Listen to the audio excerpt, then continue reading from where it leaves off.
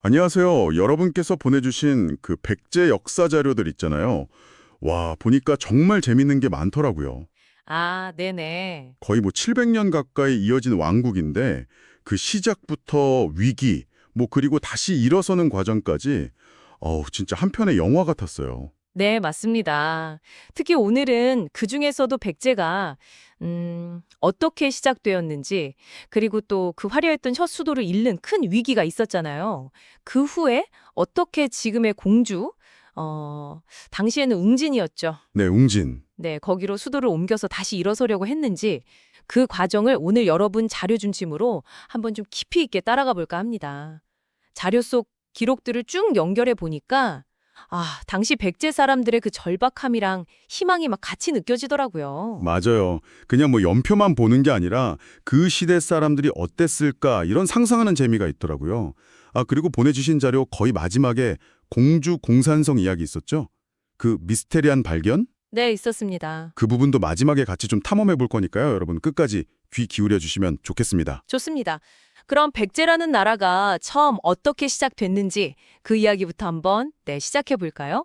여러분 자료에서 다 공통적으로 나오는 그 건국 이야기부터 짚어보죠. 네, 좋습니다. 기록들을 보니까 그 백제 건국 신화 주인공이 온조왕이잖아요. 고구려 세운 주몽의 아들이라는 게 되게 눈에 띄었어요. 그렇습니다. 그 기원전 18년이니까 와, 진짜 아주 오래전이죠. 네. 그때 주몽아들인 비류하고 온조가 남쪽으로 내려왔다.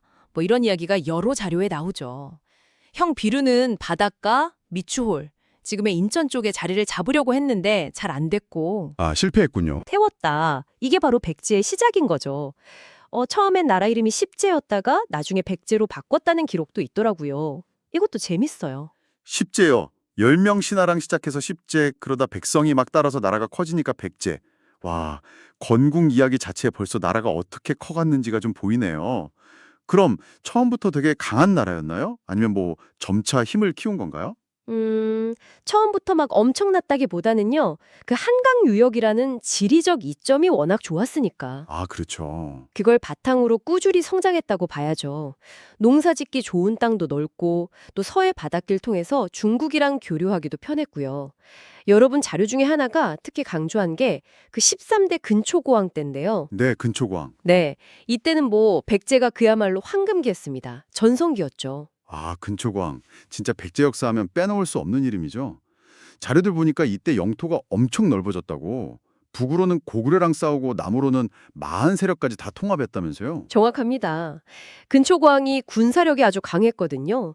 그래서 북쪽 고구려 평양성을 공격해서 고구건왕을 전사시키기도 했고요. 와. 남쪽으로는 전라도 지역까지 쫙 영향력을 넓혔습니다.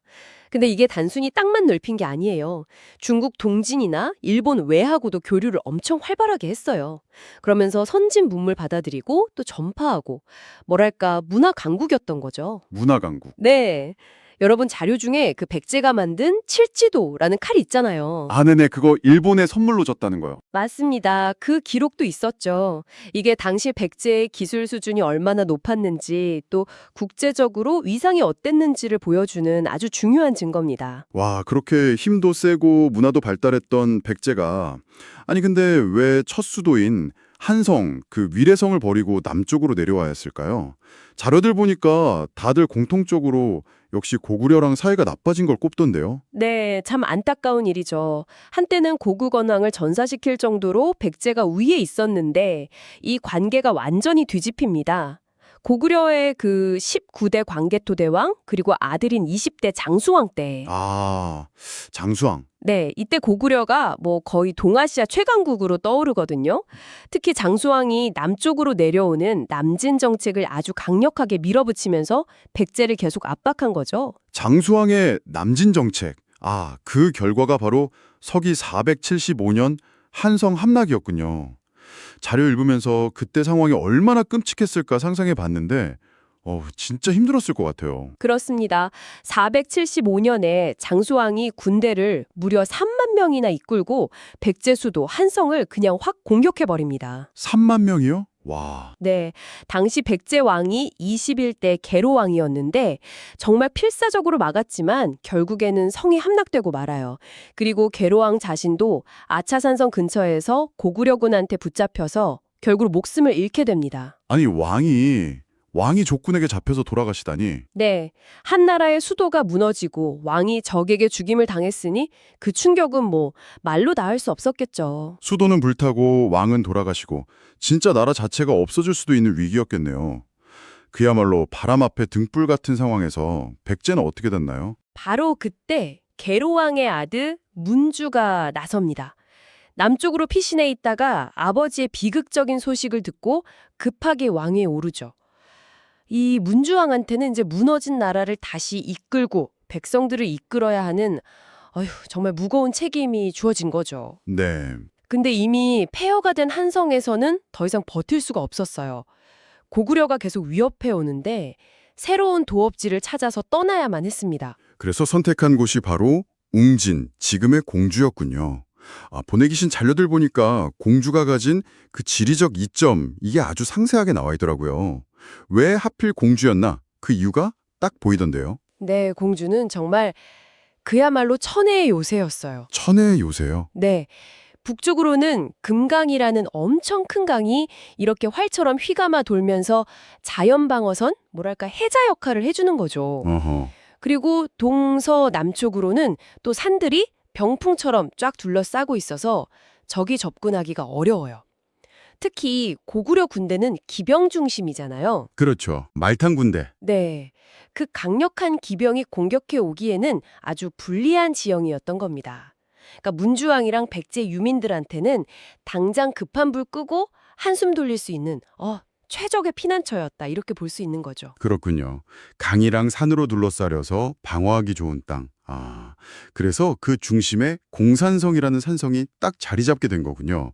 금강 바로 옆 언덕 위에 이렇게 우뚝 솟아 있는 모습 진짜 인상적인데 거기가 바로 웅진시대 백제의 심장부였다. 이 말씀이시네요. 정확합니다. 공산성이 웅진으로 수도 옮긴 직후에 백제 왕궁이 있었을 걸로 가장 유력하게 보는 곳이에요.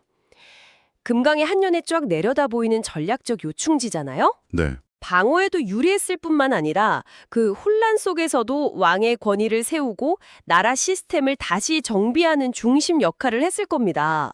정말 그 절망적인 상황에서 백제가 다시 일어설 수 있게 발판을 마련해준 아주 상징적인 공간이라고 할 수 있겠죠. 왕궁터였다면 그 안에는 막 엄청 화려하고 웅장한 건물들이 있었을까요? 근초고왕 때 생각하면 새로운 수도 궁궐도 막 그에 못지않게 지었을 것 같기도 한데요. 그 부분은 자료에서도 여러 추정을 하고 있어요. 공산성 안에서 발굴 조사를 해보니까 실제로 왕궁의 핵심 시설로 보이는 큰 건물터나 연못, 저장시설, 도로 같은 유적들이 나오긴 했습니다. 나오긴 했군요. 네. 근데 한성 시기 때 풍납토성이나 몽촌토성처럼 아주 넓은 평지에 있던 도성이랑 비교하면 아무래도 산성이라는 지형적 한계가 있으니까 규모 면에서는 조금 작았을 걸로 봐요. 그리고 또 갑자기 수도를 옮겼고 국가적으로 위기 상황이었잖아요. 그렇죠. 그러니까 이전 수도만큼 막 화려하게 꾸미기는 좀 어려웠을 겁니다. 하긴 당장 나라 다시 세우고 백성들 안정시키는 게 더 급했겠죠. 맞습니다. 여기서 재미있는 게 여러분 자료 중에 하나가 백제 문화 특징을 설명하면서 언급한 구절인데요. 그 삼국사기 기록인데 백제는 검소하지만 누추하지 않았고 화려하지만 사치스럽지 않았다. 이렇게 평가를 해요. 거미불루 화이불치 들어볼 것 같아요. 네, 아마 웅진시대 궁궐이나 생활 모습도 이런 백제 특유의 미애식, 정신을 반영했을 가능성이 높다는 거죠. 어려운 상황 속에서도 나름의 어떤 품격과 실용성, 이걸 잃지 않으려고 했던 것 같아요. 겉모습의 화려함보다는 내실을 다지는 데 좀 더 집중했을 수 있습니다. 검소하지만 누추하지 않고 화려하지만 사치스럽지 않다. 이야, 위기 속에서도 지켰던 백제만의 스타일이라니 진짜 인상적인데요. 그런 정신력이 있었으니까 그 어려운 시기를 이겨내고 다시 일어설 수 있었던 건가 싶기도 하고요. 네, 충분히 그렇게 볼 수 있습니다. 실제로 웅진 시대가 초기에는 왕권도 좀 불안정하고 귀족들이랑 갈등도 있고 그랬지만 점차 안정을 찾아가거든요. 특히 그 25대 무령왕 때. 아, 무령왕릉. 네, 그때는 상당한 국력 회복을 이룹니다. 공주 송상리 고분군에서 발견된 무령왕릉이 바로 그 증거죠. 도굴이 전혀 안 된 상태로 완벽하게 발견됐잖아요. 네, 맞아요. 그 무령왕릉 안에서 뭐 금으로 만든 관장식, 귀걸이, 팔찌 이런 화려한 유물들이 막 쏟아져 나왔는데 이게 바로 당시 백제 사회가 안정을 되찾고 아주 높은 수준의 문화를 꽃피웠다는 걸 보여주는 거죠. 특히 중국 남조랑 활발하게 교류했다는 걸 보여주는 유물도 많아서 백제가 웅진이라는 새 터전에서 국제적인 관계도 다시 회복했구나 하는 걸 알 수 있습니다. 와, 온주왕의 건국부터 근초고왕 황금기, 그리고 장수왕 침입으로 한성 함락되고 웅진 천도, 무령왕 때 안정까지 진짜 파란만장한 역사네요. 이렇게 쭉 이야기를 듣고 보니까 특히 그 위기의 순간에 새로운 희망을 품었던 땅, 공주랑 공산성에 대해서 뭔가 더 알고 싶어져요. 뭔가 더 특별한 이야기가 숨어 있을 것만 같은 느낌? 네, 맞습니다. 공산성은 그냥 옛날 왕궁 터다 이런 역사적 의미를 넘어서요. 아주 오랜 시간 동안 정말 많은 비밀을 간직해온 곳입니다. 실제로 최근 몇 년 동안 공산성에서는 뭐랄까 세상을 깜짝 놀라게 할 만한 발견들이 계속 나오고 있거든요. 여러분 자료 마지막 부분에서 제일 흥미롭게 다뤘던 게 바로 그 칠갑옷 발견이었죠. 네, 맞아요. 1400년 전 갑옷이 그것도 연모터에서 막 무더기로 나왔다는 거예요. 진짜 신기했어요. 그 갑옷 대체 어떤 모습이에요? 우리가 보통 생각하는 철갑옷이랑은 다른 건가요? 매우 다릅니다. 발견된 갑옷은 놀랍게도 가죽으로 만들었어요. 가죽으로요? 네. 작은 가죽 조각들을 이렇게 물고기 비늘처럼 착착 엮어서 만든 찰갑 형태인데요. 그 위에다가 방수, 방충, 그리고 약간 장식 효과를 위해서 검붉은색 오칠 있죠. 아, 57. 네. 그 오칠을 여러 번 아주 두껍게 입힌 거예요. 그래서 칠갑옷이라고 부릅니다. 수천 점의 조각들이 막 겹겹이 쌓인 채로 발견됐는데 와, 1400년이란 시간이 무색하게 발굴할 때 오칠 특유의 그 검붉고 반짝이는 광택이 거의 그대로 남아있어서 연구자들도 다 감탄했다고 하더라고요. 세상에. 1400년 된 가죽 갑옷이 썩지도 않고 그 빛깔 그대로라니 진짜 대단한데요. 와, 당시 백제 57 기술이 어마어마했네요. 근데 그 갑옷에 만들어진 연도가 적혀 있었다면서요? 네, 그게 더 놀라운 거죠. 갑옷 조각 일부에서 붉은색 글씨로 정관 19년이라는 글자가 발견됐어요. 정관은 중국 당나라 태종 때 쓰던 연호인데 정관 19년이면 서기 645년입니다. 645년. 네, 이 글씨 덕분에 우리가 이 갑옷이 정확히 언제 만들어졌는지 알게 된 거죠. 백제시대 유물 중에서 이렇게 딱 제작 연대가 밝혀진 갑옷은 이게 처음이었습니다. 서기 645년이면 저희가 오늘 얘기 나눈 웅진시대, 그러니까 문주왕이나 무령왕 때보다는 시간이 꽤 흘러서 백제 거의 마지막 의자왕 때네요. 그렇죠. 아니 근데 그렇게 중요한 연대까지 적힌 귀한 갑옷이 왜 하필 성 안에 있는 그것도 연못 바닥에서 발견됐을까요? 혹시 전쟁 중에 급하게 버렸나? 바로 그 점이 이 발견의 가장 큰 미스터리입니다. 그리고 이 지점이 공산성을 뭔가 더 신비롭게 만드는 부분이고요. 이 칠갑옷 주인은 과연 누구였을까? 그리고 왜? 도대체 어떤 이유로 이 귀한 갑옷들이 연못 속에 감기게 되었을까? 아직 확실한 답은 없어요. 여러 가지 가설만 나오고 있어요. 어떤 가설들이 있어요. 자료에도 몇 개 추측이 있긴 하던데요. 가장 유력하게 이야기되는 건 역시 660년 백제 멸망 때. 아, 백제 멸망. 네. 나당 연합군이 공산성을 공격했을 때 그 긴박한 전투 상황 속에서 갑옷을 미처 못 챙기고 급하게 연못에 버렸거나 숨겼을 가능성. 이게 하나 있고요.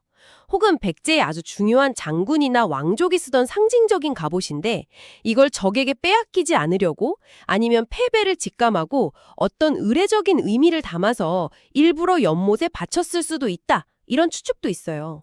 심지어 이 칠갑옷 아래에서 철제 갑옷이랑 말갑옷, 마갑까지 같이 발견됐거든요. 말갑옷까지요? 네. 그래서 이게 그냥 버린 게 아니라 뭔가 의도된 행위였을 가능성이 더 높다고 보는 거죠. 와, 전쟁의 비극일 수도 있고 아니면 어떤 제사 같은 의식과 관련될 수도 있다니 정말 흥미진진한 미스터리네요. 아니, 발견 하나가 이렇게 많은 질문이랑 상상력을 막 던져줄 수 있다니 놀랍습니다. 공산성에 가면 진짜 시간여행자가 된 기분일 것 같아요. 그렇죠. 그 발굴된 칠갑옷 조각들을 이렇게 보고 있으면 1400년 전에 그 갑옷 입고 공산성을 지켰을 백제 무사의 모습, 그리고 그들이 마주했을 그 역사의 경랑 같은 게 생생하게 그려지는 것 같아요. 이처럼 역사는 그냥 지나간 과거 기록이 아니라 계속해서 새로운 발견을 통해서 우리한테 말을 걸어오고 또 다른 탐험으로 이끄는 뭐랄까 살아있는 이야기인 거죠. 오늘 여러분께서 보내주신 자료들 보면서 백제 건국부터 웅진천도 그리고 공산성에 잠든 미스터리까지 쭉 따라가 보니까 정말 딱딱하게만 느껴졌던 역사가 훨씬 입체적이고 재밌게 다가왔습니다. 특히 그 공산성 연못 속 칠갑옷처럼 아직 밝혀지지 않은 백제의 또 다른 비밀들이 어딘가에 숨쉬고 있을지도 모른다. 이런 생각이 드네요. 네, 그럴 가능성 충분합니다. 지금도 공산성이나 다른 백제 예터전에서는 꾸준히 발굴 조사가 이루어지고 있으니까요. 어쩌면 오늘 우리가 나눈 이야기보다 훨씬 더 놀라운 백제의 모습이 미래에 드러날지도 모릅니다. 여러분도 한번 상상해 보시면 어떨까요? 만약 공산성에서 또 다른 백제의 비밀을 내가 발견한다면 그건 과연 어떤 이야기일까 하고 말이죠. 네, 오늘 백제 역사 속으로의 깊이 있는 탐험, 정말 유익하고 즐거운 시간이었습니다. 저희는 다음 시간에 또 다른 흥미로운 자료들을 가지고 돌아오겠습니다.